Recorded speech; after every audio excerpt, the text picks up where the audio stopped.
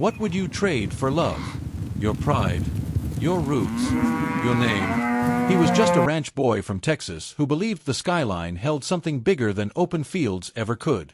He left behind dust roads, cattle at sunrise, and a family that never stopped believing in him. All for a woman who promised him a life above the clouds. A black Mercedes. A penthouse in Miami. Rooftop parties where the city lights made everything look possible. And for a while, it worked. He had the car, the view, the lifestyle. From the outside, he looked like a man who had made it. But what nobody saw was the cost. The subtle humiliation. The slow erosion of identity. The night he stood in a room full of strangers and realized he was being measured, and found insufficient. This isn't just a story about heartbreak. It's about pride. About illusion. About the dangerous moment when you start auditioning for someone else's standards. It's about a man who thought success lived in glass towers, until he discovered it had always been waiting on a wooden porch back home. And tonight, you're going to witness the full journey. The luxury. The humiliation. The breakdown. The road back. And the embrace that changed everything. Because sometimes, the most powerful comeback isn't building something new. It's going back to who you were before the world convinced you that you weren't enough. If this story resonates with you at any point, don't forget to like the video and subscribe to the channel. Stories like this hit different when they feel personal, and I promise you, this one will. He grew up where the land doesn't whisper, it talks, loud and honest, the way Texas wind slaps the side of an old barn and tells you to get moving. Out near Amarillo, where the highway stretches so far it looks like it's trying to escape the earth, he learned early that life is a mix of dust, duty, and small joys that don't need a price tag. Mornings started with boots on wood floors, a mug of black coffee so strong it could wake the dead, and the familiar chorus of cattle shifting in the pens like they had their own restless dreams. His dad would say, half joking, "Son, the land's loyal if you are," and his mom would smile like she'd heard that line 1,000 times but still believed every word. It was simple, steady, and real, but somewhere inside him, a different hunger was growing, the kind that doesn't feel like hunger at first. It feels like destiny. He wasn't unhappy, let's be clear. He laughed at family cookouts, played cards at the kitchen table, and sat on the front porch watching sunsets that looked like God spilled orange paint across the sky. But even in those calm moments, he'd catch himself staring past the fence line like the horizon owed him an explanation. He'd scroll on his phone late at night, thumb flicking through videos of rooftop parties, luxury condos, imported cars, neon streets, and people who seemed to live like every day was a movie trailer. And he'd think, man, is this it for me? Same boots, same dirt, same routine forever? It wasn't that he hated the ranch life. He just feared becoming invisible inside it, like a good man with a good heart was still not enough in a world that worshipped shine. Then she showed up like a spark in dry grass, pretty, confident, polished, the kind of woman who didn't walk into a room so much as claim it. She was visiting a friend, passing through, just for the weekend, but weekends have a funny way of changing your life when you're not paying attention. She wore sunglasses even when the sun was already low, and her laugh had this effortless edge to it, like she'd never once had to beg for someone's attention. She asked him about his life with a smile that looked curious, but felt like a test. "So you really live out here?" she said, looking at the endless open land, the old trucks, the calm quiet. He shrugged, playing it cool. "Yeah, it's home." She tilted her head, almost amused. "Home is cute. But you ever been to Miami? Brickell, Ocean Drive, rooftops that make you feel like you're floating above everybody else." And right there, in that tiny pause after her words, he felt something twist in his chest, because he hadn't, and now he suddenly wanted to.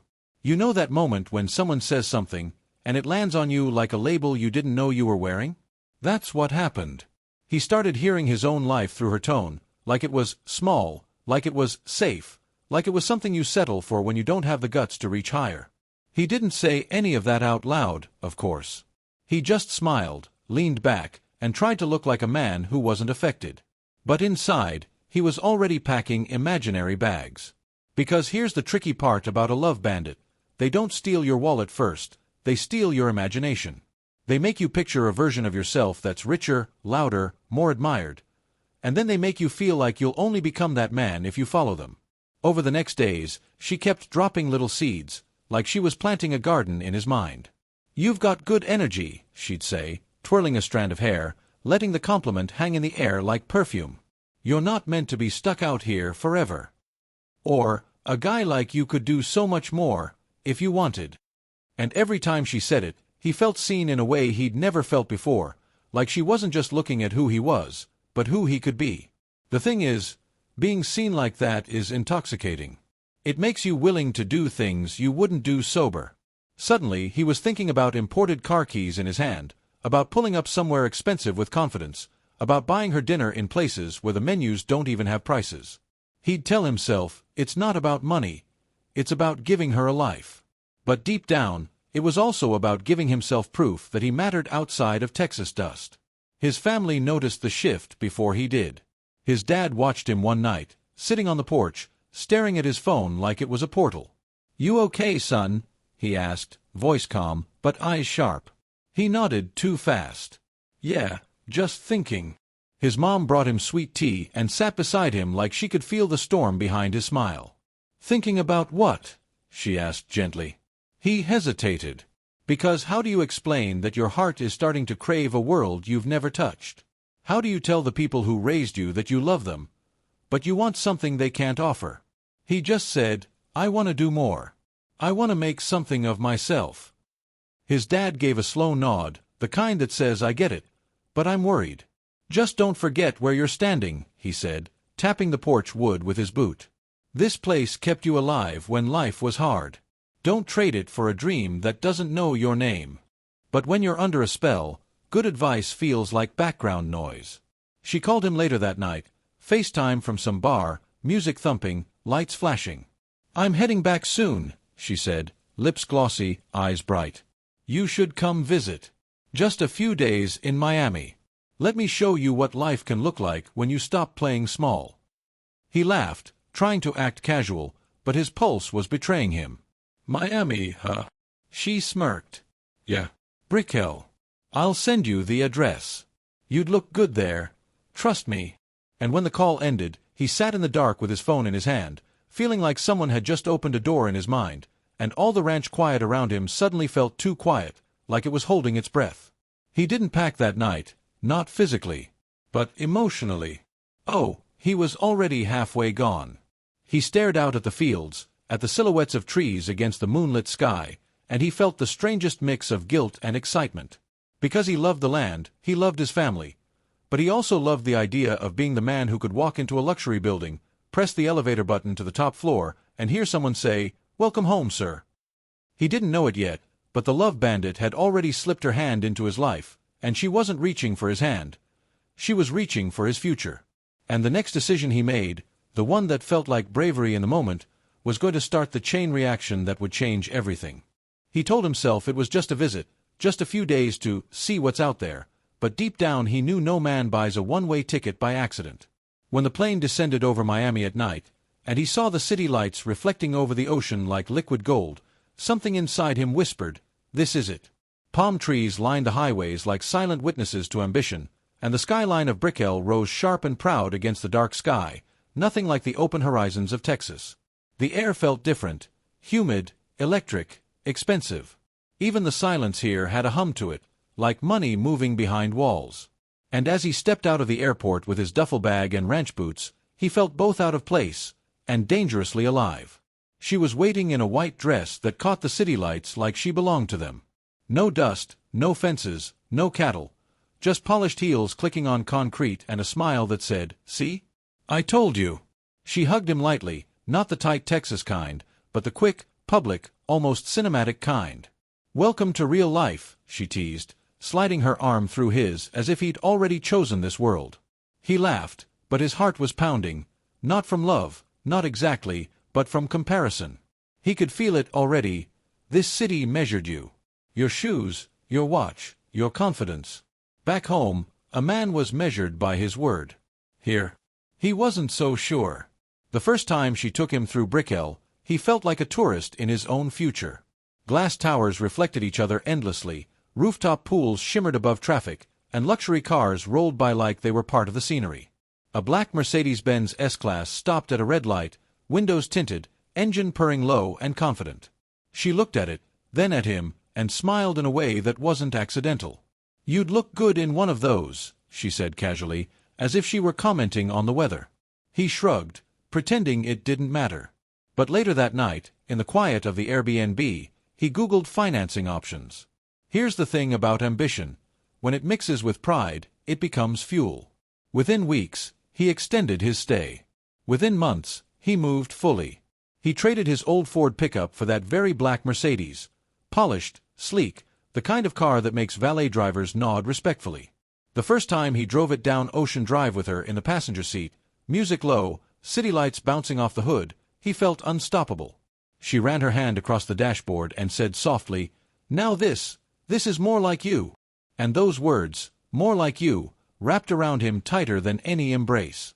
Because he wanted to believe that the ranch version of him was just the draft, and this was the final edition. But transformation always has a cost, even when the bill doesn't arrive immediately. He started adjusting his clothes first, boots replaced with Italian loafers, denim swapped for tailored slacks, hats exchanged for slick hair and designer sunglasses. He practiced speaking slower, softer, less country. He caught himself flattening his accent in business meetings, laughing at jokes he didn't find funny, nodding at things he didn't agree with. He wasn't lying exactly, but he was editing himself. And every edit felt small at first. Just polishing the edges, he told himself. Just upgrading. But piece by piece, he was sanding away the very texture that made him real. She seemed happier the more he changed. They dined in places where the menu didn't list prices, where the plates were art and the conversations were shallow but expensive. She introduced him as "my boyfriend from Texas," but with a tone that made it sound like a fun backstory, not a present identity. When he signed the paperwork for a luxury condo in Brickell, just a lease at first, nothing too crazy, she kissed him and said, "I knew you had this in you." And he felt 10 feet tall. Not because of the apartment. Not because of the Mercedes. But because he thought he'd proven something, to her, to the city, to the version of himself that feared being ordinary. Still, there were moments. Small ones. Moments when he'd wake up before her and stare out at the skyline from the balcony, coffee in hand, missing the smell of hay and the sound of wind through open fields. Here, the mornings were quiet in a different way, sealed behind glass, air-conditioned, disconnected. No roosters, no cattle shifting in the pens, no father's voice calling him by name. Just elevators humming and traffic murmuring below. He'd shake the feeling off, telling himself nostalgia is just comfort trying to drag you backward. Growth feels uncomfortable. That's normal. That's what winners do, right? But sometimes, late at night, when the city lights blinked like distant stars he couldn't touch, he'd catch his reflection in the window. Sharp suit, expensive watch, city behind him, and ask himself something he didn't dare say out loud. If this is success, why does it feel like I'm auditioning for my own life? And though he pushed the thought away every time, it kept coming back, like a song you don't want stuck in your head. Because the truth is, the love bandit hadn't asked him to change directly. She'd simply shown him a mirror, and let him decide that the man he was wasn't enough. And that quiet insecurity was about to become very expensive. At first, the condo in Brickell felt like proof that he had crossed some invisible line between ordinary and arrived.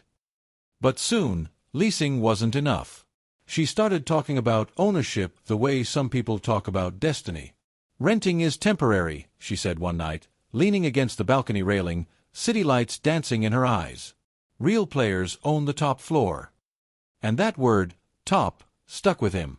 Back in Texas, top meant the highest hill where you could see your cattle spread across the land.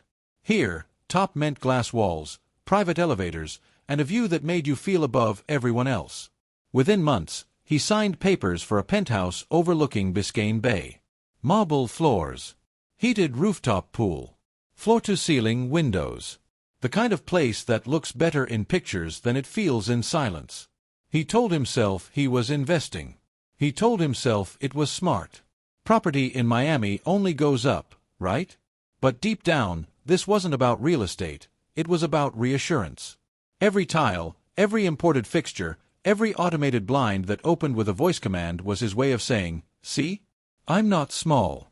The closing day felt like a ceremony. She walked through the empty penthouse in heels that echoed across the marble, arms wide like she was blessing the place. "This is our life now," she whispered. And he believed her. Because belief, when you're in love, feels easier than logic. Soon the spending escalated the way it always does, quietly, then all at once.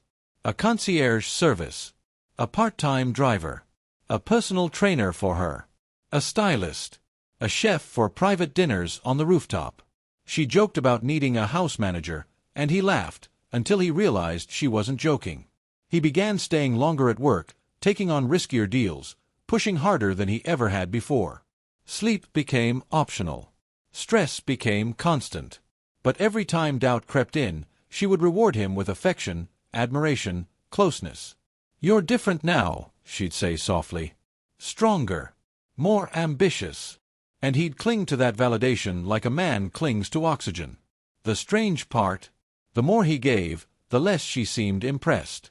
What once earned a kiss became expected. What once made her proud became normal. When he surprised her with a new designer handbag, she smiled, but her eyes scanned for something bigger. When he mentioned the monthly costs rising, she sighed and said, "If it's too much for you, just say so." That sentence hit him harder than any insult. Because it wasn't about money, it was about pride. And pride, when wounded, will spend whatever it takes to prove itself alive. The penthouse started to change at night. During the day it sparkled, sunlight pouring in, pool shimmering, the city spread below like a trophy. But at night, when she went out to South Beach parties or rooftop events with friends, the place felt hollow. The marble floors amplified his footsteps. The glass walls reflected his loneliness back at him. He'd sit by the heated pool alone, staring at the skyline, wondering why luxury felt colder than the Texas wind he once complained about. He had traded dirt for marble, but at least dirt felt warm under the sun. Bills began stacking quietly in drawers he avoided opening. Payments auto-drafted. Investments stretched thin. He stopped calling home as often, embarrassed by how far he had drifted from the simplicity his father once warned him not to forget. When his mom texted, "How are you, sweetheart?" he'd reply, "Busy." "Doing great." And in a way that was true. He was busy. He was performing greatness. But inside, something small and steady was cracking. Because here's what nobody tells you about chasing someone else's dream. You wake up one day and realize you don't recognize the road you're running on. One evening, after signing yet another upgrade for the penthouse, custom lighting, imported furniture flown in from Italy, he walked into the living room expecting her excitement. Instead, she barely looked up from her phone. "It's nice," she said flatly. Then, after a pause that felt like judgment, she added, "But everyone in my circle already has something like this." That's when he felt it. Not anger. Not yet. Something worse. Insufficiency. The ranch boy from Texas, standing in a multimillion-dollar penthouse, still feeling like he wasn't enough. And that quiet realization began whispering a dangerous question. How much more do I have to give before I finally matter? And he didn't know it yet, but the answer was going to cost him far more than money. The shift didn't happen overnight. It never does. It crept in quietly, like humidity in Miami air, subtle at first, then suffocating before you even realize you can't breathe. He started noticing that her affection had patterns. She was warm when he closed a deal. Distant when he questioned an expense. Playful when gifts arrived. Cold when conversations got real. It wasn't dramatic enough to call toxic, not yet, but it was calculated enough to feel off. And once you see that pattern, you can't unsee it. Love was no longer spontaneous. It was conditional. One Friday night, she told him she was going to a private party in South Beach. "Just networking," she said, already dressed in something that shimmered like it belonged under flashing lights. He offered to come. She hesitated just half a second too long. "It's more industry people," she added. "You'd be bored." That word, bored, felt like exclusion disguised as protection. He watched her leave from the balcony, the city buzzing below, and for the first time the penthouse didn't feel like success. It felt like a waiting room. And he was the only one sitting in it. He tried not to overthink. Successful men don't overthink, he told himself. But insecurity has a way of slipping past logic. He scrolled through social media later that night and saw glimpses of her in the background of someone else's story, laughing too freely, leaning too comfortably near men who wore confidence like cologne. Nothing explicit. Nothing undeniable. Just enough to plant doubt. And doubt, once planted, grows roots fast. He turned off his phone, but the images replayed in his mind louder than any nightclub music. The next morning, when she came home just before sunrise, heels in hand, makeup slightly smudged, she acted like everything was normal. "You're up early," she said casually, as if the time didn't matter. He nodded. Couldn't sleep. He wanted to ask where she'd been, who she'd been with, why she didn't answer his messages. But pride swallowed the questions. Instead, he asked something smaller. "Did you have fun?" She smiled, stretching like she had nothing to hide. "Of course. You worry too much." And there it was, the reversal. His concern became his flaw. His discomfort became insecurity. Over time, their conversations shifted tone. When he mentioned tightening spending, she laughed lightly. "You're not struggling, are you?" she asked, tilting her head like she was teasing, but testing. When he spoke about maybe slowing down, reconnecting with family, visiting Texas, she responded with silence first, then dismissal. "You didn't come here to stay small," she reminded him. And suddenly, Texas became small. Family became regressive. Roots became weakness. The penthouse grew shinier as his identity grew thinner. He started feeling like an employee in his own relationship. Providing, maintaining, upgrading, performing. If he showed stress, she pulled away. If he showed vulnerability, she grew impatient. The warmth that once felt intoxicating now felt strategic. And the worst part? He still loved her. Or at least, he loved the version of her that made him feel chosen. That's the trap of a love bandit. They don't take your heart all at once. They slowly convince you that your worth depends on keeping them impressed. One night, after another argument about money disguised as ambition, she said something that sliced deeper than she intended. "I just thought you were bigger than this." Bigger. He stood there in a penthouse overlooking one of the most expensive skylines in America, and felt smaller than he ever had on that dusty Texas porch. That's when the illusion began to crack, not loudly, but with a quiet, dangerous realization. He wasn't building a life. He was financing someone else's standards. And the bill, emotional and financial, was coming due.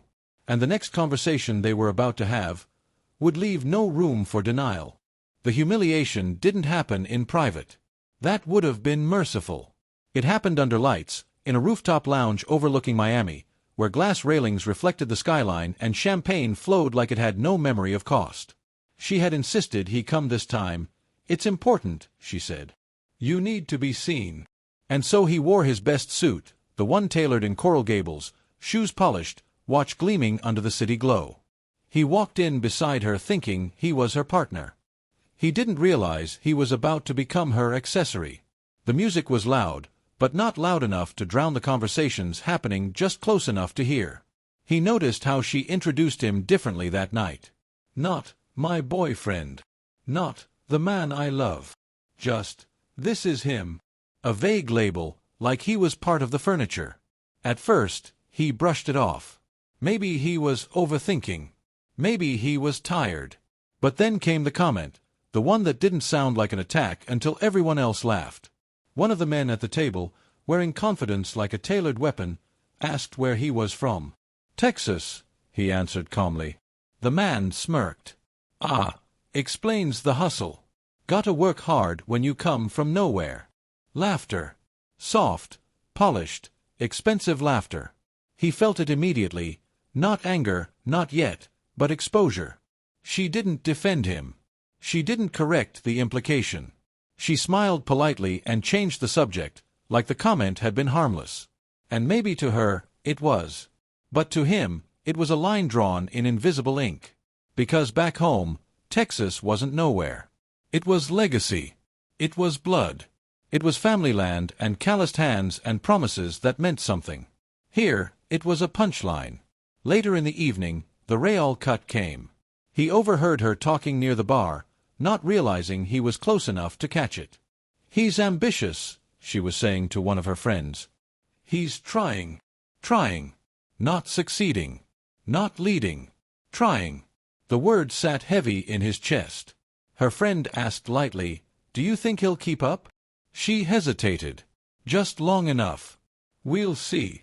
And in that half-second pause, everything shifted. He wasn't her equal. He was her experiment. He stepped outside onto the balcony, the city stretching below like a kingdom he thought he had conquered. But suddenly it felt borrowed. The skyline that once inspired him now looked cold, indifferent. He leaned against the glass railing, hands tightening slowly, the sound of laughter behind him echoing louder than the music. It hit him all at once, the Mercedes, the penthouse, the upgrades, the sleepless nights. None of it had bought him respect. None of it had secured loyalty. It had only raised the bar higher than he could ever realistically reach. When she finally joined him outside, she noticed the shift in his face. "What's wrong with you?" she asked, almost irritated. He looked at her, not with anger, but with something far more dangerous, clarity. "Do you respect me?" he asked quietly. She blinked, caught off guard. "Of course I do." He didn't break eye contact. "Then why do I feel like I'm auditioning for you?" That question hung between them, raw and exposed. She rolled her eyes slightly. "You're being dramatic." That was the moment. Not the insult. Not the laughter. Not even the comment about Texas. It was the dismissal. Because humiliation doesn't always scream. Sometimes it shrugs. He didn't yell. He didn't argue. He didn't storm off. He simply stood there, feeling the weight of months collapse into a single truth. He had traded identity for approval, and approval was still pending. For the first time since leaving Texas, he didn't feel angry at her. He felt angry at himself. And that's a harder emotion to escape. Because when a man realizes he's betrayed his own values, the pain doesn't fade, it burns. That night, driving back in his black Mercedes, city lights reflecting off the windshield, he didn't feel powerful. He felt rented. And as the elevator carried him up to the penthouse he thought symbolized success, he knew something irreversible had just happened inside him. And before the sun rose over Miami, he was going to make a decision that would shock even himself. He didn't slam doors. He didn't throw glasses against the wall. There was no dramatic explosion, no shouting match that shattered the penthouse silence. The breakdown was quieter than that. It started when he walked inside, loosened his tie slowly, and stood still in the center of a living room, staring at the reflection of the skyline on the marble floor. The city still sparkled outside, still proud, still expensive. But something inside him had finally stopped pretending. For the first time since arriving in Miami, he felt exhausted, not physically, but spiritually. And exhaustion like that doesn't whisper. It settles. She went to bed without much conversation, scrolling on her phone as if nothing had happened. He stayed up, sat at the dining table that cost more than his father's first truck, poured himself a drink he didn't even want. And that's when the truth arrived, not like lightning, but like gravity. He wasn't loved. He was tolerated as long as he performed. The Mercedes, the penthouse, the lifestyle, none of it had made him bigger. It had only made him more anxious. He realized he had been running a race where the finish line kept moving. And worst of all, he had signed up for it willingly. Around 2:17 a.m., he walked into the bedroom quietly and looked at her sleeping. She looked peaceful, untouched by doubt, untouched by sacrifice. And instead of anger, he felt clarity. This wasn't about her anymore. It was about him. Somewhere between Texas dust and Miami marble, he had abandoned himself. He had stopped calling home, stopped praying, stopped laughing the way he used to. He had edited his accent, softened his opinions, reshaped his values. All for what? For a seat at a table that still treated him like he didn't belong. He went into the closet and stared at his clothes, rows of suits, designer labels, polished shoes. Not a single pair of boots. He let out a breath that felt like it had been trapped in his lungs for months. Then he did something small, but powerful. He grabbed an old duffel bag from the back shelf. The same one he brought from Texas. It still smelled faintly of leather and dust. And as he started folding clothes into it, simple ones, nothing flashy, his hands began to shake. Not from fear. From release. At some point, he sat on the edge of the bed, bag half-packed, and the tears came. Not loud. Not theatrical. Just steady. Because here's something most men never say out loud. It's not weakness when a man cries. It's alignment. It's the moment when denial finally collapses and truth walks in uninvited. He wasn't crying over her. He was crying over the version of himself he had silenced. Over the phone calls he ignored. Over the porch he left behind thinking it wasn't enough. That kind of regret doesn't scream, it aches. Before sunrise, he walked onto the balcony one last time. The sky was turning soft pink over Biscayne Bay.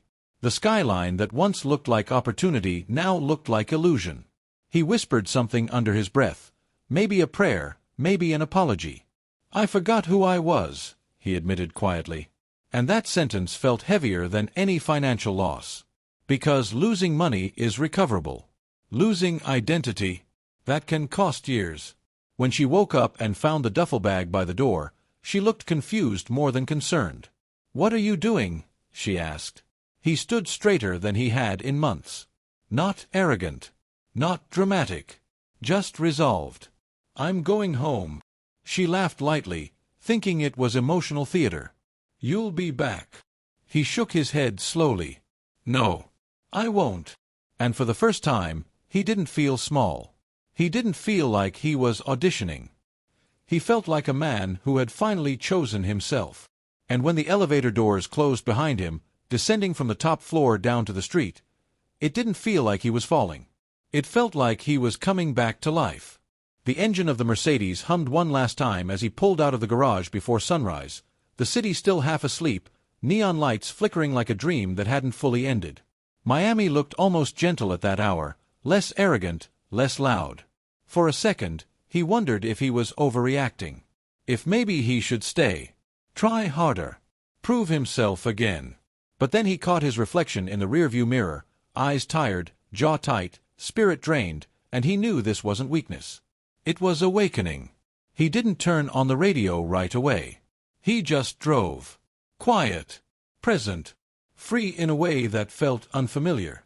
By the time he reached the highway out of the city, the sky was stretching wide and pale, and the skyscrapers were shrinking in the distance. Each mile felt symbolic. Like he was peeling off layers of expectation with every exit sign he passed. Somewhere along the interstate, he made the decision that sealed everything. He wasn't just leaving the penthouse. He was selling the car. The Mercedes wasn't coming with him. That car represented who he tried to be, not who he was. He stopped at a dealership just outside the city limits and handed over the keys without hesitation. When the salesman asked if he was sure, he smiled lightly. "Yeah," he said. "I'm done financing a version of myself that never existed." He rented a simple pickup truck for the rest of the journey. Nothing fancy, nothing polished. When he sat behind the wheel, it felt strangely familiar, like muscle memory waking up. As the miles stretched long across Florida and into the southern highways, he finally turned on the radio. A country song played, steel guitar, honest lyrics, no performance. And something in his chest loosened. He let the music fill the silence. Not as background noise, but as recognition. He wasn't running anymore. He was returning. Highways have a way of forcing reflection. Long stretches of road give your mind room to speak without interruption. He started thinking about his dad's voice. About his mom's cooking. About evenings on the porch when the only sound was wind brushing against wheat fields. He realized something powerful. None of those memories had ever made him feel small. They had made him feel grounded. The insecurity hadn't started in Texas. It had started the moment he believed someone else's definition of success. Somewhere near the Louisiana border, he pulled over at a gas station and called home for the first time in weeks. His mom answered on the second ring. "Sweetheart," she said, surprised but warm. He swallowed hard. "Yeah, Mom. It's me." There was a pause. Not awkward. Just full. "You okay?" she asked gently.